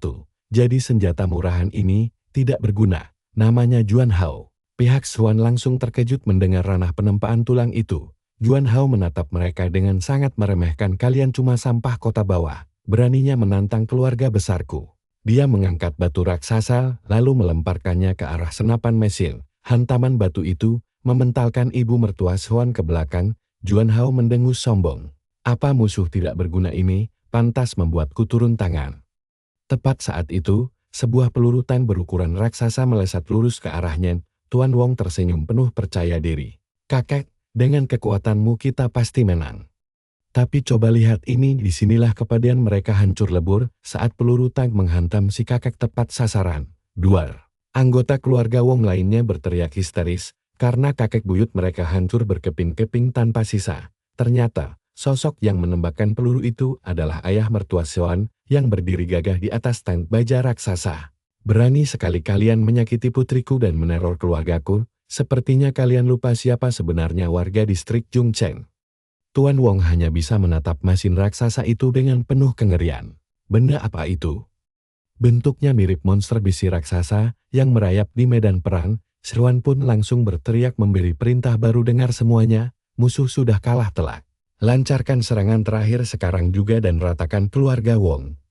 Seluruh pasukannya langsung merangsak maju dari segala arah, membuat wajah Tuan Wong berkerut putus asa. Kalian yang memaksaku melakukan ini, jangan salahkan aku jika semuanya hancur. Tuan Wong meraung menyuruh melepaskan semua monster yang dikurung di bawah tanah. Jika keluargaku hancur, Kalian semua harus mati bersama kami. Kandang besi pun jebol. Melepaskan puluhan binatang buas kelaparan, monster-monster itu menyerang membabi buta, bahkan memangsa anggota keluarga Wong sendiri. Pasukan Swan pun terpaksa mengambil langkah mundur. Peluru kita tidak mempan, kita harus mundur. Beberapa monster mulai mengepung Tan Baja tersebut. Ayah mertua menyernit cemas karena jarak mereka terlalu dekat untuk menembakkan meriam tanpa melukai kawan. Kalau terus begini, mereka akan hancurkan Tan kita. Tuan Wong tertawa gila melihat keputusasaan mereka, tapi tiba-tiba, sebuah tebasan dahsyat langsung membunuh salah satu monster yang menyerang Tan tersebut. Tuan Wong celingukan kebingungan mencari tahu siapa yang membunuh monster itu. Ayah mertua tersenyum lega lalu berkata bahwa putrinya telah datang menyelamatkan mereka semua. Nona Jie tiba dengan mengenakan baju tempur canggih hasil rancangan Swan. Dia dengan percaya diri berteriak, "Ayah, Ibu, tenang saja, aku datang membantu." Tuan Wong hanya melotot tidak percaya menyaksikannya. Jujur, hari ini sudah terlalu banyak hal gila, bahkan kalau dimakan monster pun Tuan Wong tidak akan heran lagi. Perhatikan bagaimana tenangnya Swan memberi perintah berikutnya.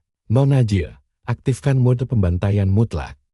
Mengerti baju besi itu langsung beralih mode, dan sedetik kemudian Nona Jie melesat secepat kilat membantai setiap monster yang menghalangi jalannya dengan sangat mudah.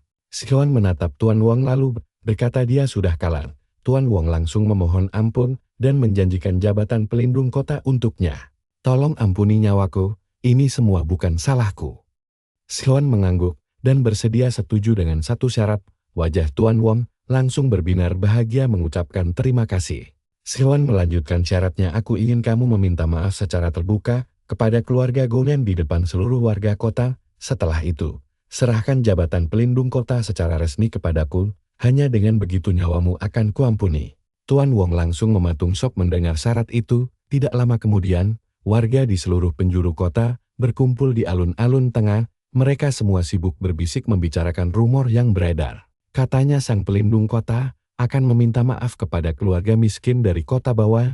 Kebenarannya akan segera terungkap begitu Tuan Wong naik ke atas panggung dan mulai berbicara dengan pengeras suara. "Sebagai kepala keluarga Wong, saya meminta maaf sebesar-besarnya kepada keluarga Gongen dari distrik Jung. Mereka adalah keluarga terhormat dan kami telah menzalimi mereka. Mulai hari ini, saya resmi menyerahkan jabatan pelindung kota." Pelindung kota yang baru adalah Swan. Seluruh alun-alun langsung hening seketika. Semua orang melongo tidak percaya karena keluarga miskin dari kota bawah kini resmi menguasai seluruh kota mereka. Swan maju ke depan panggung dan menegaskan, "Mulai hari ini, keluarga Gongen yang akan menjaga gerbang kota. Siapapun yang tidak setuju, silakan maju sekarang." Di belakangnya berdiri pasukan bersenjata lengkap. Kerumunan itu langsung bungkam melihat kengerian tersebut. Dengan pasukan sekuat itu, kota kini sepenuhnya berada di bawah kendali keluarga Gongen. Tiba-tiba saja, sistem memberikan notifikasi baru kepadanya. "Selamat, tuan rumah telah sukses mengepakkan sayap bisnis pertahanan keluarga Gongen. Hadiah 5 poin misi telah dikirim. Nilai voucher tak terkalahkan saat ini mencapai 75%. Teruskan ekspansi bisnis ini untuk meraup poin tambahan." Yusin pun tersenyum tipis, ternyata melebarkan gurita bisnis keluarga ini juga bisa menghasilkan poin misi yang lumayan, menarik sekali. Kira-kira bisnis apa lagi yang harus dia rintis selanjutnya? Akhirnya, dia mengajak semuanya untuk pulang saja. Tugas mereka di tempat ini pun sudah selesai. Sembari santai di restorannya, Yusin mulai memikirkan taktik baru. Dia merasa keluarga Gongen masih butuh banyak cabang usaha baru jika ingin meraup keuntungan yang melimpah ruah. Investasi apalagi yang menjanjikan? Tiba-tiba terdengar teriakan ceria dari arah luar itu, "Ayah, kakak, aku pulang. Kali ini aku gagal lagi, jadi bolehkah aku minta uang saku tambahan? Tapi aku janji, ujian sertifikasi seniman bela diri berikutnya pasti akan langsung lulus." Sosok itu adalah Dada, anak kedua dari keluarga Gongen. Orang tuanya langsung menyambutnya dengan hangat. "Akhirnya kamu pulang juga, Dada." Detik berikutnya, Dada langsung menyadari keberadaan Yusin yang asing baginya. "Siapa laki-laki ini?" tanya Dada penasaran. Kak Jia pun tersenyum tipis lalu menjelaskan kalau pria itu adalah kakak iparnya. Dada langsung cemberut dan merasa kesal karena kakaknya menikah tanpa meminta izin atau berdiskusi dengannya terlebih dahulu. Apa kamu punya nyali untuk bertarung denganku? Yusin pun tampak bingung dengan tingkahnya. Siapa dia dan kenapa bicaranya melantur sekali? Dada mendengus kesal, karena perkataannya dianggap sebagai omong kosong belaka. Kak Ja pun buru-buru menengahi situasi pelik itu. Dia menjelaskan bahwa adiknya memang berkepribadian sangat agresif dan begitu menggilai seni bela diri. Bisakah kamu mengajarinya sedikit teknik bela diri? Dia menatap suaminya penuh harap. Yusin hanya bisa menghela napas panjang, karena sejujurnya, dia sama sekali tidak menyukai anak kecil yang sangat keras kepala seperti adik iparnya ini. Dada pun langsung meledak amarahnya. Siapa yang kamu panggil bocah? Aku tidak akan tinggal diam. Di tengah perdebatan itu, seseorang mendadak mengusulkan agar mereka membuka aula bela diri saja untuk membantu Dada. Bisnis itu dinilai jauh lebih menguntungkan daripada restoran biasa. Mendengar hal tersebut, Yusin akhirnya mengangguk setuju untuk mengajarinya. Dada langsung bersedekap dada sambil meremehkan kemampuan kakak iparnya yang tidak terlihat meyakinkan itu. Tanpa banyak bicara lagi, Yusin perlahan mengangkat telapak tangannya ke udara. Seketika itu juga, gelombang energi spiritual yang luar biasa dahsyat meledak dari tangannya hingga membuat anak-anak di luar terpental jatuh. Yusin pun bertanya dengan santai apakah dia sudah layak menjadi gurunya sekarang. Kalian harus lihat ini. Mata Dada langsung berbinar kagum melihat kehebatan itu dan memohon agar kakak iparnya mau menerimanya sebagai murid. Beberapa saat kemudian, Yusin menjelaskan bahwa setelah kekuatannya mencapai tingkat tertentu, Dada akan resmi menjadi seniman bela diri sejati. Ternyata jurus yang dipelajarinya adalah teknik peringkat kuning bernama Kitab 100 Binatang. Yusin pun menambahkan bahwa teknik ini sangat membutuhkan pengalaman tempur yang nyata di lapangan. Sayangnya, jika Dada nekat melawan binatang buas dengan kemampuannya saat ini, dia hanya akan berakhir menjadi santapan siang mereka. Dada langsung cemberut manjang, memangnya hanya itu saja kemampuanmu? Jika tidak ada trik khusus, kamu tidak ada bedanya denganku. Tanpa membalas ucapan itu, Yusin meletakkan sebuah kotak televisi di depan mata adik iparnya. Benda apa ini, sebenarnya? Yusin hanya tersenyum misterius sambil menyuruhnya untuk diam dan terus menonton. Sekarang, dia bisa mengamati berbagai macam binatang liar tanpa perlu repot keluar dari kenyamanan rumahnya sendiri. Dada sempat menganggap itu hanyalah alasan konyol saja. Namun tiba-tiba, seekor singa jantan berukuran raksasa muncul di layar kaca hingga membuatnya terlompat kaget. Tak lama, varius jenis harimau, elang, dan paus pun bermunculan bergantian. Dada benar-benar tidak sanggup mempercayai pandangan matanya sendiri.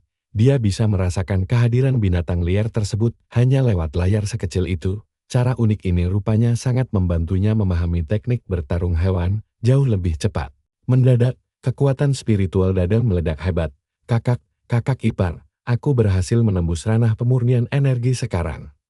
Yusin pun tersenyum bangga melihat perkembangannya. Hebat sekali, kamu bisa langsung menerobos hanya dengan menonton satu episode saja. Tontonlah beberapa video lagi. Setelah itu kakak iparmu ini akan langsung mengantarmu untuk mengurus sertifikasi itu ke tempat ujian bela diri. Di sana, para penguji tampak sedang mengobrol santai karena situasi ujian yang sangat sepi belakangan ini. Namun seketika suasana mendadak pecah saat Dada melangkah masuk ke dalam ruangan dengan rasa percaya diri tinggi. Kali ini aku pasti akan pulang membawa sertifikat kelulusan itu. Mendengar celotehnya, seorang penguji berkepala botak langsung tertawa terbahak-bahak. Dia meremehkan Dada dan menantangnya untuk memukul tubuhnya sebanyak 3 kali tanpa perlawanan apapun. Para penguji lain pun ikut menertawakan tekad Dada yang dianggap terlalu lemah. Bahkan diberi 10 kesempatan sekalipun, dia dinilai tidak akan sanggup menggores kulit rekannya. Apakah kamu takut terluka oleh bocah ingusan ini? Penguji botak itu mengangguk sombong lalu menawarkan 30 kesempatan menyerang sekaligus, karena yakin Dada tetap akan kalah telak. Namun sedetik kemudian, sebuah pukulan keras mendarat telak hingga membuat tubuhnya terlempar menghantam dinding. Penguji botak itu membelalakkan matanya, akibat hantaman dahsyat barusan. Dada tersenyum lebar sambil mengingatkan bahwa pukulan tersisa masih ada 29 kali lagi, membuat pria itu langsung ketakutan setengah mati. Jangan dianggap serius, aku hanya bercanda tadi. Penguji lainnya mulai mengerutkan dahi keheranan melihat peningkatan pesat kekuatan Dada. Meski begitu, mereka merasa level gadis ini tetap masih jauh di bawah keahlian bertarung yang mereka miliki. Ujian sesungguhnya baru saja dimulai dari sekarang. Jika kamu bisa mengalahkan kami bertiga sekaligus, maka kamu dinyatakan lulus. Salah satu penguji yang paling tangguh merasa sangat yakin bisa membuat dada menyesal karena berani menantang mereka. Namun sebelum sempat mengeluarkan jurus andalannya, sebuah tendangan kilat dada langsung mendarat telak di wajahnya. Gadis itu bergerak lincah dan luar biasa cepat hingga merobohkan ketiga penguji tersebut ke lantai dalam hitungan detik saja. Mereka bertiga hanya bisa terkapar lemas tanpa sanggup mempercayai kekalahan memalukan ini. Dada langsung bersorak kegirangan karena impiannya akhirnya terwujud. Kini, dia sudah resmi menyandang gelar sebagai seorang seniman bela diri pemula. Dada hendak bergegas membagikan kabar bahagia ini pada kakaknya. Namun langkahnya dihentikan oleh Yusin yang mengingatkan bahwa sertifikat tingkat pemula itu masih terlalu kecil untuk memuaskan ambisinya. Target utama mereka adalah sertifikat tingkat master. Yusin langsung menatap ke arah dalam aula ujian dan menyuruh mereka segera memanggil pimpinan tertinggi untuk melakukan tantangan resmi. Tak lama kemudian, seorang pria tua melangkah keluar dari dalam dengan wajah masam. Dia menyindir dada yang baru saja mengalahkan penguji tingkat rendah, namun sudah berani berlagak menantang seorang Grandmaster tangguh dengan mempertaruhkan nyawanya sendiri. Pria tua itu bernama Taoyi. Seorang master tangguh. Dada langsung merinding ketakutan karena aura kakek ini terasa sangat menekan nyalinya. Yusin hanya menanggapi ketakutannya dengan senyuman santai. Dia menyuruh Dada untuk segera maju menyerang dan menggunakan jurus bertahan rahasia yang telah diajarkannya tadi. Sementara itu, Grandmaster Taoyi hanya bisa mencibir melihat tingkah mereka. Bocah ingusan, kamu sama sekali belum tahu seberapa luasnya dunia persilatan ini. Hari ini adalah hari kematianmu. Saat kakek itu menerjang maju dengan kecepatan penuh, Dada yang panik setengah mati terpaksa mencoba jurus rahasia pemberian kakak iparnya. Detik berikutnya, Dada secara refleks melayangkan tamparan keras tepat ke arah pipinya. Taoyi sempat meremehkan serangan itu karena menganggapnya hanyalah reaksi panik dari seorang gadis lemah yang sama sekali tidak perlu dihindari.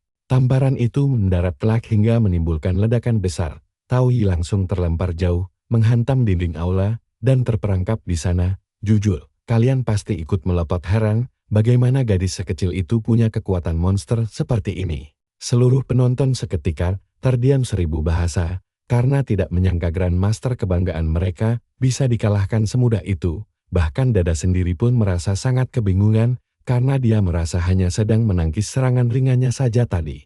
Dada pun segera menoleh ke arah Yusin dengan wajah gembira karena berhasil menang telak. Dia memamerkan kekuatannya sambil berujar kalau kini dia sudah bisa melindungi diri sendiri dengan baik. Yusin hanya tersenyum tipis meresponsnya. Grandmaster yang telah terkulai lemas itu mendadak merasa sangat murka dan menolak menerima kenyataan ini. Secara licik, dia langsung melesat menyerang Dada dari arah belakang untuk melenyapkannya demi menjaga nama baiknya di dunia persilatan. Dada langsung panik melihat serangan curang itu karena tidak akan sempat menghindar. Namun sebelum serangan mendarat, Yusin dengan sangat santai menyentilkan jari ke udara ke arah musuh. Hanya dengan sekali sentilan ringan, tubuh Grandmaster tangguh itu langsung meluncur deras menembus langit-langit gedung hingga lenyap tak berbekas di kejauhan. Seketika itu juga, seisi aula ujian langsung hening seketika karena kemerian yang luar biasa. Kemana perginya pimpinan agung kita tadi? Dada menatap Yusin penuh rasa takjub sekaligus ngeri dengan kekuatan mutlak kakak iparnya. Tanpa beban, Yusin mengumumkan bahwa mulai saat ini posisi pimpinan aula resmi beralih ke tangan Dada. Segera serahkan sertifikat master miliknya sekarang. Tak lama kemudian, Dada akhirnya memegang dokumen resmi itu dengan perasaan luar biasa gembira karena telah berhasil menjadi Grandmaster sejati. Tiba-tiba salah satu staf bertanya, apakah dia berencana membuka perguruan bela diri? Yusin mengangguk cepat sambil menanyakan caranya, tapi staf itu malah mendesah. Membuka perguruan tidak semudah itu. Aturannya sangat ketat. Minimal harus ada 6 master bersertifikat. Sekarang, baru ada 1. Reputasi pemiliknya juga harus luar biasa bersih. Yusin mengernyit lesu mendengar syarat rumit sebanyak ini.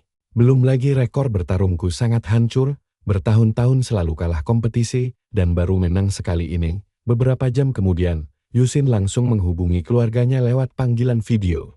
Mertuanya langsung menggelengkan kepala, butuh master bela diri. Lupakan saja, aku sudah terlalu tua. Mengurus restoran sendiri saja sudah melelahkan, Nona Jia pun ikut menghela napas pasrah. Yusin, aku juga tidak punya waktu. Kami harus mengurus bengkel senjata dan pertahanan kota, menambah tanggung jawab baru jelas terlalu berat. Dada seketika tertunduk lesu, semuanya berakhir. Master bela diri mereka sangat kurang, artinya, perguruan itu tidak akan pernah bisa dibuka. Sia-sialah perjuangan bertahun-tahun ini. Yusin pun mulai berpikir keras mencari orang kuat yang bisa diajak bergabung.